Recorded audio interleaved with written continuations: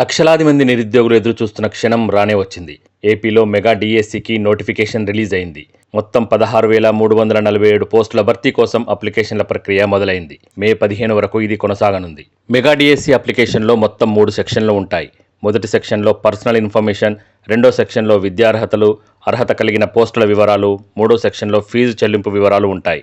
మొదటి 2 విభాగాల్లోని అంశాల్ని అభ్యర్థి ఎన్నిసార్లైనా ఎడిట్ చేసుకోవచ్చు.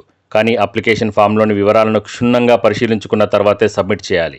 3 విభాగాల్లోని వివరాలను నింపిన తర్వాత అర్హత కలిగిన ఎంపిక చేసుకున్న పోస్టులను బట్టి ఒక్కో పోస్టుకు ₹750 చొప్పున ఫీజు చెల్లించాల్సి ఉంటుంది. మూడో విభాగంలో మాత్రం ఎలాంటి సవరణలకు అవకాశం లేదు.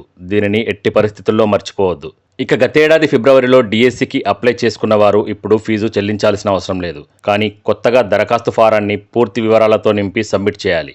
అభ్యర్థి గతంలో దరఖాస్తు చేసిన దానికన్నా ఎక్కువ పోస్టులను ఎంచుకుంటే మాత్రం ఒక్కోదానికి ₹750 చొప్పున అదనంగా ఫీజు చెల్లించాల్సి ఉంటుంది. డిఎస్సికి అప్లై చేసుకుంటున్న అభ్యర్థులందరికీ మా ఆర్ టాక్స్ తరపున ఆల్ ది బెస్ట్. ఇక మా కంటెంట్ మీకు నచ్చినట్టయితే ఆర్ టాక్స్ను సబ్స్క్రైబ్ చేసుకోండి. మీ ఫ్రెండ్స్కు షేర్ చేయండి. కామెంట్ రూపంలో మీ అభిప్రాయాలను మాకు తెలియజేయండి.